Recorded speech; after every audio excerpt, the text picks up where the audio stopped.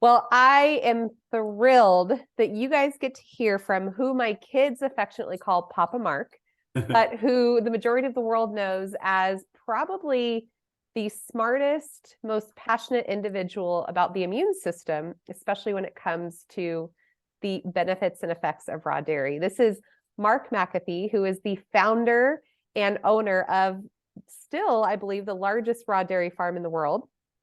Yep. And we happen to just have the privilege of being good friends of theirs. And gosh, the role that they played through my son's cancer diagnosis and just in helping really lock arms with us and walking alongside of us through that devastating situation gave us the ability to then teach what they taught us to cancer families all around the world about just the immune system and how there are foods that we can eat to feed that. And so raw milk being one of the most powerful ones. And that's what we get to talk about today. So Mark, thank you so much for being here. I'm really excited that everybody gets to virtually meet you. Well, it is my absolute honor and pleasure because you are family and we love you and your family and your kids and Kicker and Josh and everybody. So yes. Thank you. Yes, You're they welcome. love you. Well, still, when we came back, we just recently moved back to California, as Mark knows, and we went to the store. Kicker and Selah both went, "Oh, we can have Papa Mark's milk again." So I Yeah. said that was the highlight of moving back to California, was getting access to your amazing product. So Mark, I want you to just give us a little bit of history, because I think it's helpful when people hear what your background was, like where you came from and what really kind of got you into this. So Yeah. tell us a little bit about your story, and then we'll jump into all of this incredible talk about raw milk. Grew up on a farm, grew up on a dairy until I was 13 years old. I was a welder, first job out of high school in a mine, and saw a guy almost get killed. And paramedics flew in with the helicopters, and I was so dazzled by the rotor wash of the helicopters and just so excited that I want to be one of those guys. And I did. I went off and I got my pre-med taken, became a paramedic. Was on the helicopter rescue team, recruited paramedics, a little bit of a time as a pilot, but just really enjoyed management and the humanitarian part of being a paramedic and touching other people, and the medical part, the acute care medical part. In 1996, my grandparents had passed away, and I'd done a little hobby farming through this period to kind of keep my sanity, because a paramedic, you get kind of exhausted and you want to have a place to get away. And my grandparents passed away, and there was 1,000 acres of prime agricultural land in Fresno County that was there, and my brothers didn't want to farm. They'd gone on to do their own thing. And I was done with 24-hour shifts. And so my wife and I decided we'd raise the kids. My son, Aaron, who's now 39, I'm 61, my wife's 60, been married for 42 years, totally in love with my sweetheart. And started our operations all certified organic. And we started producing organic alfalfa to feed organic farms, organic dairies. And I realized I grew up on a dairy, went on to feed my own cows. So I got a contract with Organic Valley to produce organic milk to be pasteurized. And within literally just a month or two of starting our dairy, Organic Pastures Dairy, as it was named back in 1999, 2000, I did not realize something really, really fateful had occurred. The Altadena brand in Los Angeles had sold their business to Dean's Foods. And they were a huge raw milk producer. The Stubies were big raw milk producers. And I did not know that they basically left the marketplace. People were in Los Angeles saying, "Where's my raw milk?" And so they started showing up at our dairy saying, "We want your milk raw." And they taught me what they wanted. And here's this guy who's an ex-paramedic, always like connecting to people all the time, talking to people. And I was like, I was listening. And when they're saying, "We want your milk raw," I started listening. And I got a dose of it real quick, that this is powerful food. It changes our lives. We need it. And I got a call from a guy in LA that said, "Can you bring down a couple hundred half gallons of your milk?" So I went to our milk tank without any labels or anything. I put a bunch of milk in a bottle and put a cap on the top. I just bought the plastic, did it, and ran down to LA with my wife in a Suburban with an ice chest in the back. And I go in the back alley of this place in Venice Beach, which is kind of like a hippie hangout kind of thing, where movie stars and, you know, all the things you could get that were illegal. They called it the garage because literally they opened it up every 3 days in an alleyway, and people went and got their stuff and they closed it afterwards. So I drive down the alley, and my wife and I, Blaine and I, look at each other. What's going on here? There's like 100 people just cheering the arrival of milk, right? Raw milk. I was like, what are they doing? As we pulled in, they opened up the doors in the back of the Suburban, started grabbing milk and throwing $10 and $20 bills inside the car, saying, can you come back next week? And they're like, there's thousands of dollars laying all around the car, uncounted, and it's like, whatever. And the people said, we love you. And the story goes on and on about people saying, well, we want more. And there's people coming and they need milk. And it's like a very UN feeding the starving in Africa kind of a scenario, you know. And it moved me. It moved me deeply. And so Blaine and I left going, what the hell just happened? And it was like, we had a 4-hour talk going all the way home about, we need to get a permit to have a creamery and get this going right now. And literally within about 90 days, we had a permit and we had bottles of milk going out. And we actually hired the gentleman who operated the garage, James Stewart, to start distributing in Los Angeles. And we built a $1 million market in about 8 months.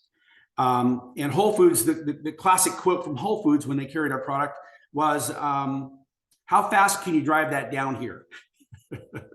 That was their answer. So it was a very interesting time period in 1999, 2000, which was very formative. But then I started to realize I need to know more. And I became a tenacious, persistent student of raw milk. And I applied all of my pre-med and all of my ability to read and think and talk to people and hang out with the UC Davis International Milk Genomics Consortium PhDs to study breast milk. Because remember, breast milk is raw milk. It comes from humans, not cows or camels or horses or goats or sheep or reindeer, but very similar in terms of the last 10 or 15,000 years of mankind consuming these other mammals' milk because it's a whole food, it's portable, and you can take it with you without killing the animal. And so it's sun-driven. You know, you got grass, you got a cow or a goat or sheep or a camel. You're good to go with some food today. And by the way, that old milk is called kefir, or strain it and make cheese. So there's really a very powerful part of humanity where raw milk and humans and mammals have kind of worked together to sustain life for the last 15,000 years. And we believe the science is very clear that it created a competitive advantage because whole food that was really, really good for the gut builds the immune system like crazy. Well, that's its role. The first food of life, a baby is born, the umbilical cord is cut. Now the next communication is through the breast, through the udder, to the baby. And that's where the colostrum comes from. That's where antibodies come from. That's where microRNA from the mother comes to the baby to direct things. And raw milk does 3 things. It nourishes completely, it protects, and it directs. It's powerful. It directs. When the baby's confused, doesn't know what to do, mama gives direction through genetic coding and the bacteria and the enzymes and all the wonderful plethora of immunoglobulins and antibodies and all these things, including microRNA, all these bioactive components are alive coming from mom to baby, builds the immune system that did not exist in utero. And so that's its role, first food of life. So you can see how that matches quite well with today, people taking personal responsibility for nutrition to build an immune system, especially in kind of the ravages of where we are in our first world kind of non-nutrition environment, right? Where we're eating a lot of sugar and antibiotics and GMOs and highly processed, sterilized things that have long shelf life. But what about the gut life? Yeah. And people recognizing that whole foods are for the gut, not for the shelf. They may not have as long a shelf life. They're meant to break down and be easily assimilated. They're not meant to last for 8 months or 2 years on a shelf. They're meant to be immediately consumed, break down, and nourish your body whole. So that's a really quick snapshot in 5 minutes of where I began and where I am today. And now we are the largest raw milk producer in the world, thriving. But I will say, and you're going to ask this question, I know it because you already asked it, but safety is the big question. You know, you can produce it, but is it safe? Because in America, we have a very, it's an overly narrow perspective. And this is a real big takeaway from today's podcast of what the word safe means. Because a whole food product that's unprocessed and whole has a diverse array of bacteria, wonderful bacteria that are fantastic for the gut. But does it include pathogenic bacteria, which can make some of the weaker of us very sick? And that's where the downfall of raw milk has been, is what standards are you using? Using raw milk intended for pasteurization, which they don't care about pathogens, who cares? Or raw milk for human consumption, which has to be pathogen-free. So we have adopted a set of standards, and California has this set of standards, and the Raw Milk Institute has a set of standards now that allows for the reduction of very, very low risk food, which is basically pathogen free. We don't promise it, but it comes right close to it. It can be tested and so on and so forth. So the question I had about the definition of safety is, should we eat sterilized foods that don't have any bacteria and have no potential of acutely, I mean, today or tomorrow making you sick, while at the same time fostering and bringing on chronic long-term inflammation and disease, which will kill you and cause a tremendous burden on society and make you sick? Is that safe? And I say, absolutely, it's not safe. So the word safety should be, yes, you should not become acutely ill from any food, but it should support you for health the rest of your life. And so what we've been able to do is wear both hats and serve both masters. We embrace Mother Nature's blueprint using organic practices on the farm and raw and unprocessed and chilled and tested. At the same time, we're supporting a very anti-inflammatory immune system process and gut process that will actually decrease inflammation and reduce or eliminate long-term chronic disease processes like arthritis and asthma, and allergies, and heart disease, which are driven by inflammation. And Dr. Bruce German gave the keynote to start off the International Milk Genomics Consortium conference this year, and 125 PhDs in the room. He said, raw milk is the most anti-inflammatory food in existence. Wow. Wow. I said, I wrote that down real quick. Yeah. Number two, chronic inflammation drives all disease. Chronic inflammation. So true. Different people in different ways, but chronic inflammation will drive disease processes. Chronic. Now, those are pretty powerful statements if you think about it. He also said the gut is the largest immune system organ in our body. So you put the math together and it's real quick, you figure out what's going on with that whole thing. And he's driven by his research in breast milk, but he's done a lot of research in other ways. And the room's filled with PhDs that study all kinds of milk. And international PhDs that study camel's milk and reindeer milk and all kinds of milk from around the world that are consumed by humans and made into different products by processing. And it's interesting to hear Arla, the big processor in Denmark, lamenting the loss of the bioactive components they know are so vital to human health. And they're saying, we need to collect these somehow and make it into something we can add into the milk after processing. And I was thinking to myself, Peter, I know the man, he's a PhD researcher. We've already done it, my friend. Just make the raw milk safe on the farm and you're good to go. And he knows that. But the problem is the battleship is built. It's going in a direction where pasteurization is the only solution to dirty milk because that's the standards they have. And that's the cheapness of the milk they buy from farmers. And they put it all together in one big tank. And it's got to be pasteurized in some form or fashion. So the battleship doesn't turn very easily. It's huge. It's been going for 80 to 100 years. So we're literally not on the battleship. We're connected to consumers doing something else. So that's an interesting angle on safety because I believe that a safe food must be whole, biodiverse. And yes, because we don't have the pathogen protection of a good functioning gut because we're missing our mucosal linings and all kinds of stuff, leaky gut syndrome. We have tissues exposed to the food, which are partially digested with pathogens. That's bad news.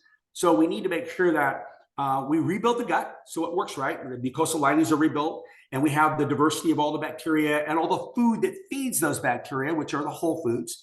And then we start having a strong immune system, our ability to deal with a plethora of threats that are in our environment. I think what you said about the safety is so true. And that's the question I get the most, especially working in the world of cancer, is, well, I thought raw milk wasn't safe. And I'll link to a blog post that I wrote where I quoted you actually as well, but about the safety of raw milk and actually the history, I should say, of raw milk, why we started pasteurizing it, because it was dirty. But I will never forget what you said to me one day, and I was so disgusted. You said, I think we were preparing maybe for a cancer conference or something, and you had said, do you know what they do with pasteurized milk? And the lack of accountability, right? Because I think what was happening is you guys were dealing with all of the ridiculous amounts and layers of testing and everything you go through to ensure that the purity and safety of your milk. But you had said, yeah, every farmer A, farmer B, and farmer C have no accountability on how clean they keep their cows, how clean they keep their farm, how clean they even keep their milking area. Anything, yeah. But it all goes into the same tank. So what making farmer A want to actually try to do well and try to keep healthy cows and try to keep it clean. It doesn't matter because farmer A's milk's going in with farmer B's milk, and it's basically mucus, is what you had said. And then we heat it and we murder it. And now we don't have a living food. We have something that's causing lactose intolerance and IBS and all these issues. Correct. It's very inflammatory. In fact, the FDA has milk, they mean pasteurized milk, as the #1 most allergenic inflammatory food in the United States of America. So it's no wonder that people see milk as a problem, because as it's presented in the marketplace, it really is. And you see 1, 2, 3% per year of loss of market share because people have lactose intolerance. It triggers allergies. If you have asthma, it could be a trigger to the asthma because it's so inflammatory. But in raw form, it's exactly the opposite, complete opposite of the playing field. Entirely different, not even comparable, where actually the raw whey protein stabilizes the mast cells and keeps histamines from being released. And all these bioactive components protect you from having inflammatory issues. And so, I mean, you wouldn't want inflammation in a newborn. Why would you want that? It would trigger all kinds of chronic problems and you wouldn't build anything. So really, the design, the blueprint nature had for raw milk was entirely different than what comes out of the pasteurizer and homogenizer and standardizer, which is completely just annihilated. And that's why we see these PhDs just completely lamenting the loss of the bioactives and trying to collect it and put it back in after it's been decimated. It's like fortifying wheat that's been processed. You just can't recreate it. So let me ask you, we actually together worked on a few case studies. But I want to talk about, so I know that there are 3 instances in my life where I saw raw dairy completely transform health. One was with Selah when she was born. We adopted Selah at birth, and so nursing wasn't an option. I learned about raw milk. I remember our pediatrician going, "Oh, you can't do that." And thankfully I had a trusted mentor who told me about you guys and said, "Here's a raw milk baby formula. You can feed her this." She thrived, did amazing. She came from a really health compromised birth mother. So that was one instance where I saw tremendous health improvement and benefit. The next instance was with this little boy that you and I worked together, who had severe eczema and I was allergies. up in Mammoth, Yes. And so when you said allergies, I think, again, it's so important for people to understand the difference between pasteurized and raw. So we took this little boy, you donated product for a few months, and this little boy was very, very sick. I mean, just the most awful case of eczema I've ever seen. Not only did we put him on raw milk, but we had him bathe in raw kefir, and he improved probably 85% over the course of a few months. Yeah. And I just remember that was my first, second to Selah, my first experience of watching somebody in that compromise of health literally didn't give the kids supplements. They were too poor to even afford a supplement. So you guys had donated the product. We basically trialed it with, I also put him on some bone broth, and the kid healed. Yeah. So I want you to share the example. There was a gentleman from Africa, I believe an athlete. I want you to talk about that. Kameli. He was a Maasai warrior from Kenya. And he was actually orphaned as an infant, and literally at 3 years old was herding cows at 3 and 4 years old. And he would suckle directly from the udder of the Maasai cows. He said if it wasn't for those udders,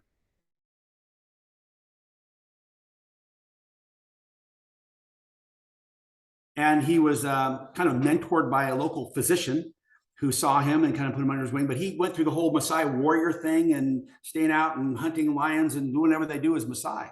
And, you know, drinking raw blood, you know, the kefir they make, which is not called kefir, it's called something else, but it's fermented milk. I mean, these people are tall, strong, brave, clear-eyed. They're the ones that win all the marathons, you know, incredible. He comes to America to go to Stanford University. He was there with Chelsea Clinton many years ago.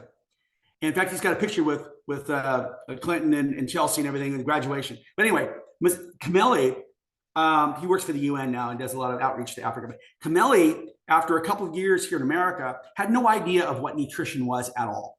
He'd grown up in an environment where Whole Foods was all he had, and raw milk was a base. But he came to America, he started drinking pasteurized milk. He thought, oh, America, milk, milk, milk. He got sicker than a dog. He couldn't drink that. He started drinking soy milk. And you and I know where that takes you. He was eating sugar. He was doing this. He was doing everything you'd ever want to do to undo a wonderful gut. And he ended up sitting in Dr. Chris Gardner's nutrition class at Stanford University, and go to the bathroom every 15 minutes. And Dr. Gardner said, hey, go down to the clinic and figure out what's going on. So he went down there and he was diagnosed with Crohn's disease. This was just 4 years. And so here he is, stressed out of his brains that he's got this thing. He doesn't know what to do. He's in America. He's trying to go to college and doing great, but not doing very good with his gut and feeling horrible. Well, a movie producer knew about his story because there was a whole story about 9/11 and him being a liaison and donating a bunch of cows to America. And there's a whole story about the donation of Maasai cows as a blessing and a healing process for America. And so he got this movie producer involved, and the movie producer knew me. And he said, I got to get you guys together. So I got together with him, and I brought some of my raw milk to this meeting. We were at a restaurant. And he looked at that raw milk and he goes, I'm not sure if you're telling me it's really raw. He didn't really trust me. He didn't know me from Adam, right? So he had a glass of it, and he and I cheered each other, and you could see him with trepidation trying to drink some of this milk, and he drank it. He goes, oh my God, it's like back home. This is delicious. And so for a year, we gave him 8 gallons of raw milk a week for free. Holy cow. And holy cow, literally. In front of Dr. Chris Gardner at Stanford, who's a PhD, in front of him in his class, saw complete remission, recover from Crohn's disease, and no surgery and no colostomy when it's not supposed to be curable. And the quote is from this Kameli was, I live in California, but I eat in Kenya. Wow. Yeah, because of the fact that that's what he grew up on, and he religiously consumed raw milk because it healed his gut.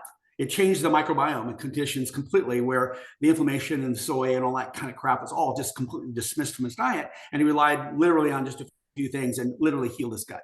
So it's a powerful story. And it also says something else. Raw milk is universal food for all human beings. Pasteurized milk, there's this whole lactose intolerance thing with lactase persistent genetics and all this crap. Well, let me tell you something. The Maasai do not have the lactase persistent gene, but they all consume raw milk, no problem at all. The Mongolians, they're as Asian as you get. They drink raw milk from their mares and their horses and their kefir like crazy all day long. No problem. They do not have the lactase persistence gene at all. So tell me, is it lactose intolerance or is it pasteurization intolerance? Yep. You were totally correct. Kicker, as he's going through treatment, he'd always had a little bit of a hard time with dairy. And so we just thought, well, we'll keep him off of milk completely. And we'd mostly done raw milk. Here's what's so interesting. He never really liked milk. He liked butter. He fell in love with kefir. But what we saw happen was it was almost that he tapped into his own innate intelligence. Right. And as he's going through chemo, I would send Mark and Blaine pictures of Kicker, 3 years old. He would carry a quart of kefir into the doctor's office and literally drink it out of the bottle. And here's what we saw happen. For 3.5 years, his immune system was rebuilt. He thrived through treatment. And I can't help but think he's drinking this milk, this kefir, and it's rebuilding his system as he's getting poisoned with chemotherapy. And now he tolerates dairy just fine. In fact, he's the one that I have to buy a gallon of milk every other day for. Well, raw milk is low bacteria count, diverse, but very, very low bacteria count. And the pH is, it's higher. It's 6.7, I think it's 6.5, pretty much neutral. Kefir is super raw milk because the bacteria counts are millions of bacteria in its diversity per milliliter, and a diversity of them. We have 12 we add on to the 100 or so or more that you find in raw milk. And it's never the same, it's diversity. And the pH is lower, it's low 4s or high 3s. So it's got a long shelf life, it's already been fermented, it's pre-digested.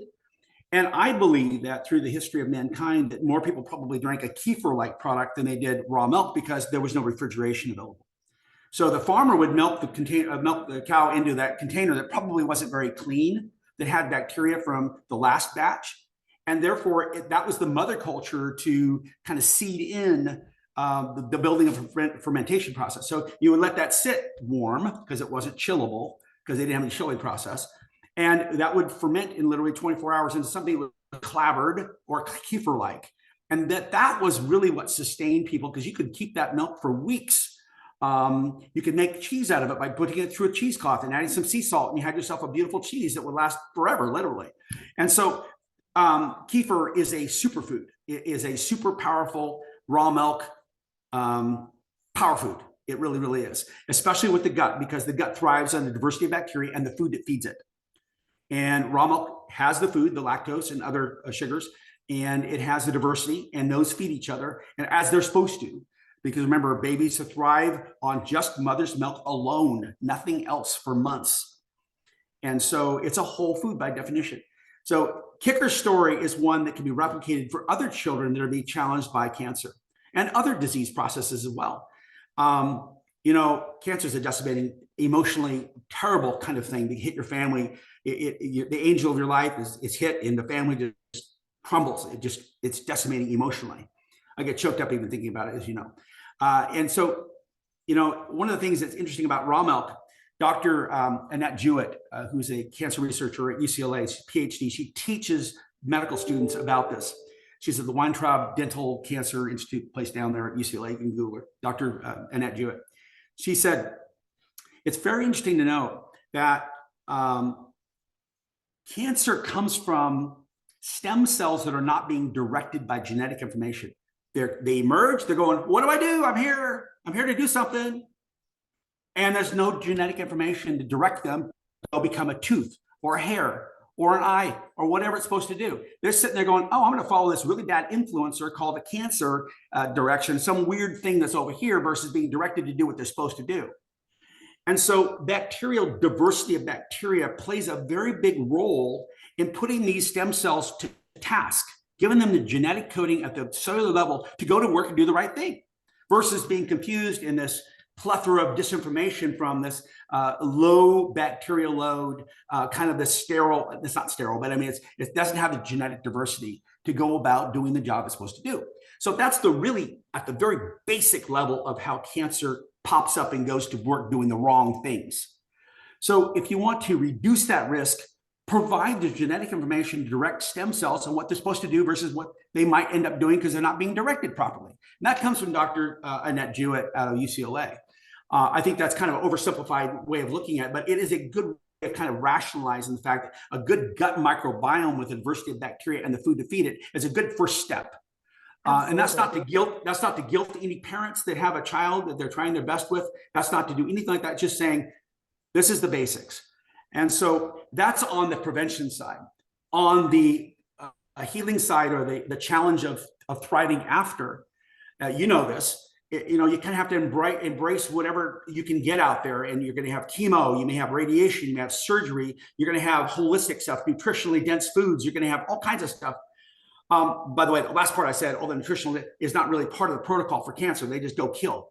But the bottom line is, while they're killing, if that's the process you're using, you need to be really supporting health and life. Because if they're killing off the good and the bad. And if they're killing off the good, how is your immune system supposed to thrive? Because literally 80% of your immune system is the biodiversity of bacteria in your gut. So if you kill off that, you depress your immune system. You and I both know the doctors say, we suspect your child may come down with some sickness because of the weakened immune system. The bad bug that's getting everybody might kill your child. That's not the cancer killing them. That's the bad bug that's going around, right? Or the bug that you don't have a defense against. Well, you need to build a strong immune system during that susceptible period, in all times, but I mean during that susceptible period, for sure, because the chemo might very well be life-saving, but it might be life-taking if you don't keep the rest of your body shored up and strong during that immune-depressing event. So use all the tools, man. That's what you got to do. If you got to use modern medicine, great. But at the same time, you use Susan Johnson and Thriving Through Cancer tools, which is the deep nutrition, the building and strengthening the immune system, which is gut microbiome based, to assure that it doesn't take you. The healing might be worse than the cure, or I should say than the disease process of cancer, the healing might be just as worse or better because it makes you susceptible to things that might not be susceptible because of the immune system change. So that's kind of a powerful, okay, prevent, okay, great. Then afterwards, what do you do if you get stuck with this? Build that immune system, strengthen an immune system. You want good bacteria, and you want the food that feeds it, and you want to have deeply nourishing, not just raw milk, but all the wonderful foods. The bone broths are fantastic. Avocados, onions, mushrooms, beef broths. I mean, the whole food nutrition, the French paradox foods, the Mediterranean diet foods, and other foods. I'm not saying bad things about other cultures, but the bottom line is whole food nutrition. Yeah. And you need to also add in there the kefires, which actually just catalyze that entire process to assure that the immune system functions working, because that's its role. Its first food of life is to build the immune system. And this is so important. It's so important. And one of the things that many oncologists will say, and we're not telling you not to listen to your oncologist, but we want you to be reminded that your oncologist went through medical school and they don't learn nutrition. They have, in fact, nutrition's an elective that many of them don't even take. So use your oncologist as the chemotherapist and as the radiation expert and they want to help you heal. But what Mark just said, the power of a diverse gut, everything they're doing with the chemo, with the radiation, and with the antibiotics that are recommended as regular preventative use, you're creating a sterile environment, and that is not going to allow you to fight. And so using this along with that is so necessary. 100%. As a paramedic, as a person who hung out with physicians and a guy who looks at this stuff, I don't see one indication at all for an antibiotic to be used during chemotherapy. Not one. It is taking down the protection areas that need to stay up. The chemotherapy is targeting the bad guy. Okay, I get that. But why would you take out all the good guys when you're targeting the bad guy? You want the good guys on your side, and you want them fighting and strong and growing. And the antibiotic is absolutely, in my opinion, contraindicated. But in their mind, they're thinking, I want to preemptively get a bad guy that might come along during this weak period. That's what they're trying to do with the antibiotic. But antibiotic resistance now is prevalent. I mean, there are so few antibiotics that work anymore. It's insane because we've overused them. They should be reserved for when you really, really need them and you've got an infection that's really bad. Use it then. Don't use it as a prevention from day one, although that's their protocol. That's kind of insane because they don't understand the immune system. Right. The immune system is the plethora, diversity of bacteria and the food that feeds it and the structures in the gut. That's what the immune system is on the adaptive side and also the other side. So the innate side. So both sides are part of that system. And if you destroy that, suppress that, you are welcoming deleterious side effects from chemo that are not necessary. And one of the things that got me great joy with Kicker was to see him thriving through a process which put other kids out. Really, really knocked him out. He was doing well. And that's a direct result of Mama Karen and Mama listening and you really taking care of the deep nutrition to support the body as it endured, the death match, right? Yeah, literally. That's literally what's going on. So the more that moms and dads can see this for their children and for themselves if they have it, is to prevent it as much as you can. But we have things that happen to us that are unpredictable, and we have environments, things that are hitting us, elements we really don't understand in our environments that are hard to control. But prevent as much as you can. And then if it hits you, okay, fine. Then you do everything you can to use the best modern science. Also, you build yourself up and keep yourself from being suppressed and become a victim of modern science. Yeah. So, yeah. That's so powerful. That's Papa Mark's words of wisdom right there. So, Mark, let me ask you, not everybody is as fortunate as me and lives in California and has access to all of your products, your raw milk, your kefir, the butter, the cream. Oh my gosh, the cream, by the way, that's just should be insane. Add a little maple syrup, whip it up, and that's a meal. And also nutrients and information. Food, remember, isn't just nutrients, it's information if it's the right food. So anyways, we have access to all of your products. You do ship your cheese to different places, but my biggest question is if somebody's listening to this and they live in Idaho or Oregon or New York, somewhere where raw milk is not legal to sell in grocery stores. How would they begin the process of looking for this option, a good, healthy, well done option for raw milk? I would suggest this. I'd start off with the Raw Milk Institute. They have a way to find farmers that use the very highest standards, do testing on a routine basis. And we've got 34 farmers now listed across the United States and part of Canada that actually are listed. There's been a ripple effect beyond those farmers for other farmers that may not be listed or certified, who've actually picked up a lot of these practices, but have not gone through the hassle of becoming listed and certified. You want to visit that farm and you want to really understand, do they test, what are their call form standards? How many recalls have they had?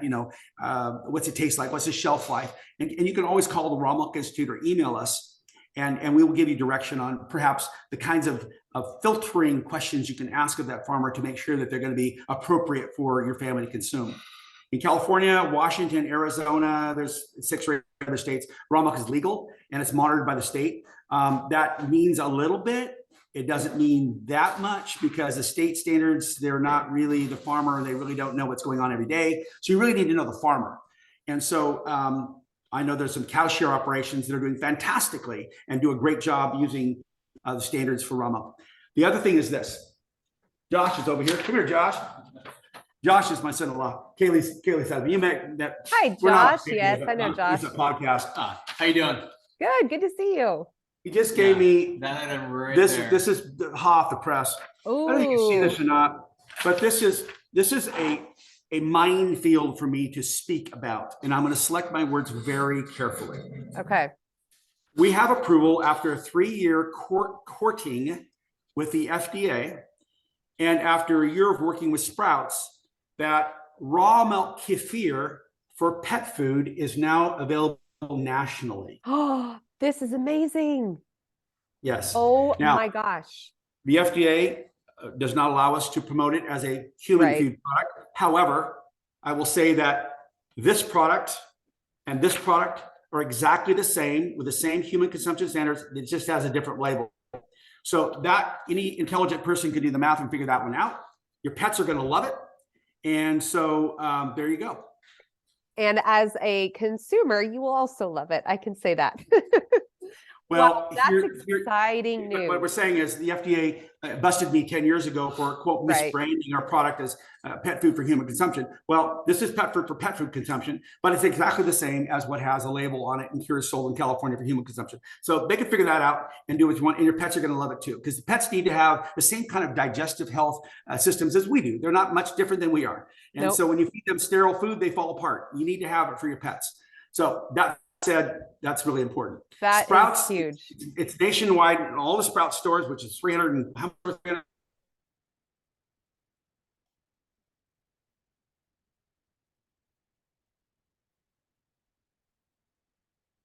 That's a 4-year really hard work effort to do that. But that's I would say that that's certainly an option for people. But at the same time, I would suggest that go to Raw Milk Institute, find your local farmer, and if that doesn't work, find a raw milk producer. They're at realmilk.com, realmilk.com. There's a map of the United States and Canada and not Canada, Alaska and Hawaii, showing where you can find raw milk from a local producer. Most of them are cow shares. But I would suggest going there and then ask inquisitory questions.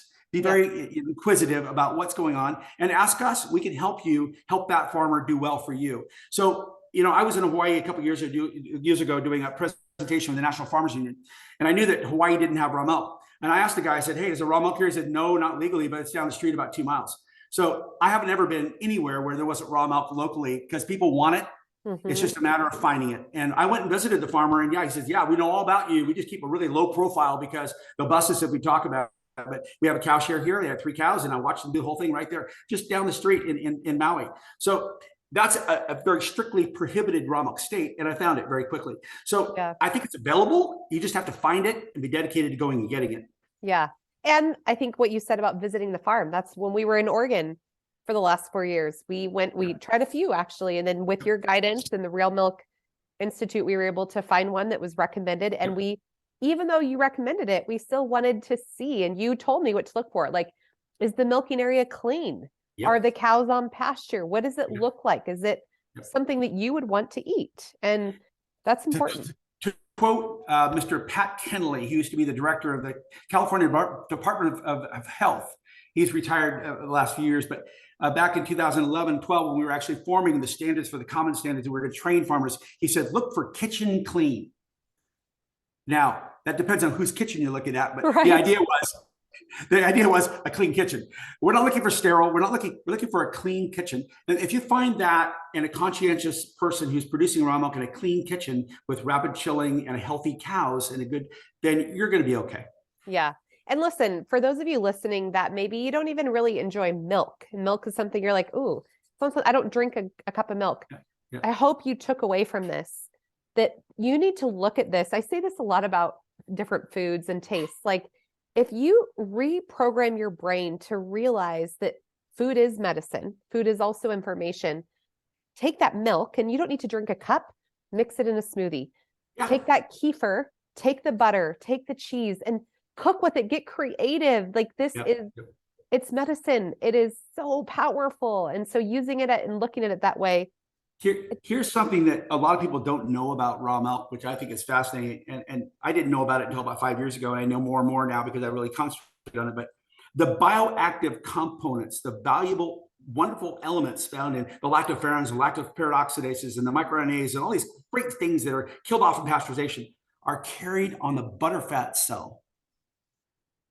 60% of them or more are carried on the outer layers of the butterfat cell.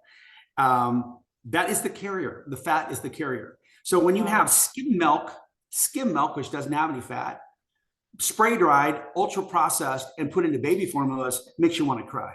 Oh, I mean, that's not what came out of mama's breast. That is not raw milk anymore, but it's masquerading as, and you add in the corn syrup, all the other crap, and you get this stuff that you wonder why kids are so screwed up. So the bottom line is raw milk has 3 to 5% butterfat, depending on who it's coming from. That's got 3 to 5% of this, the fat carrying these wonderful things. Cream is 40% butter. That's why I like it. Carrying all bioactives, right? People go nuts over cream because it's delicious. It whips up. You can add a little something to it, and oh my God, it's a killer food. It's fantastic. Butter is 85% butterfat. Wow. Wow is right. Raw butter is a golden superfood when it comes to bioactives because, in fact, you have this extremely concentrated, 40-fold concentrated. Is that right? 40-fold? 80, 20, 80 to 4. What is that? That's 20-fold. I don't do math, so. 4% versus 80%. You do the math. It's wow. an incredible amount concentrated more of these bioactives found in raw milk. So raw butter is precious if you can get your hands on it. Yeah. The raw cream, it's magical in its own right because it's got, but I'm just saying the concentration of the bioactive elements carried 60% or more on the butterfat molecule or butterfat globule, I should say. So just an interesting takeaway, pretty powerful. Which is kind of the idea of like this one product, this one piece of product can turn into all of these different sources of nutrients. Yeah. From raw, a healthy cow, you can get all of those powerful nutrients, and that's incredible. Yeah, it's amazing. I'm talking to a PhD right now from back east who met me at the IMGC conference, who works for a processing company who's trying to extract bioactives out of raw milk and then putting it into products after pasteurization. Obviously, that's not raw milk, but it's a nice pathway down what they're trying to do, something good, right? Well, it's interesting because it looks like we may have a deal with them, at least it's tentative, to come to our cheese vat where we lose all this whey protein. The whey proteins are carrying a lot of bioactive elements. And they have this little machine that can centrifuge out and collect a lot of the bioactives that otherwise be wasted in the raw whey protein and collected and actually used as a concentrated form to be added into foods that don't have those elements to bring back to life. Oh, CPR for dead food. It's interesting, CPR for dead food. That's that could be like a whole brand. That's amazing. Right. That's awesome. It's interesting to see the struggling industries recognizing the value of raw milk. My big quote at the IMGC was, we already do what you guys are all trying to do. We just make raw milk safely. And by the way, we add value to the farmer, not the processor. Yes. And that is a radical statement because when you change who gets the money, nobody likes it. Yep. And you have not, that is something to say that since day one, and you sharing that beginning story of literally farm to consumer, that hasn't changed. Nope. In fact, you guys might walk into a Sprouts and run right into Mark. Yeah. Or he would drive, you would fly your little plane to deliver milk to our remote little mountain town we used to live in Mammoth. I mean, this is farm to consumer, and that is what is so powerful. And that's also going to get you your most fresh, pure, healthy product as well. It also gets you an unusual relationship. If you Mhm. look at a farmer that's selling milk to be processed, he's basically on the farm getting very little money. They had economic problems, probably is. Kids don't want to be like dad because it's such a struggling environment. They want to leave the farm. So he's by himself. He's struggling financially. He doesn't get any hugs or kisses from moms that come out and say thank you. So he's socially alienated, economically deprived. Suicide rate #1 in America, farmers in that situation. Huge suicide rates for dairymen, small dairymen, just incredible. Because they're the generation that's going to lose it, right? Go to my position. Next generation is all about what we're doing. Love what we're doing. Get out of the way, Dad. I want to take over, okay? Getting paid well. We can set our own price point.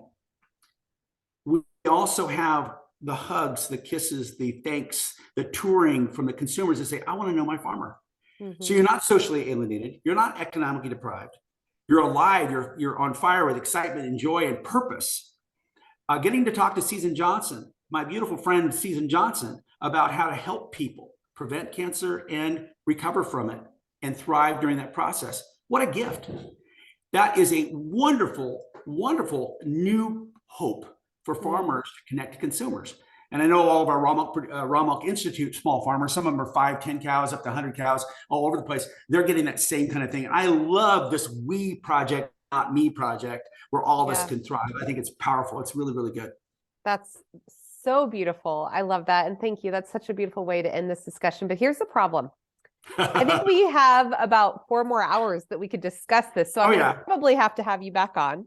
Yep. And we're going to need to dig in even deeper to some of these things, because I think for a lot of people, this will be new information. And because it goes so far against what they've been told and taught, and even what their oncologist actively might be telling them, it's kind of that, we need to saturate their brains, I don't think the oncologist would say, don't breastfeed your child if it was a breastfeeding time period. I don't think they would say that. They would say, sure, you should. It would help their immune system.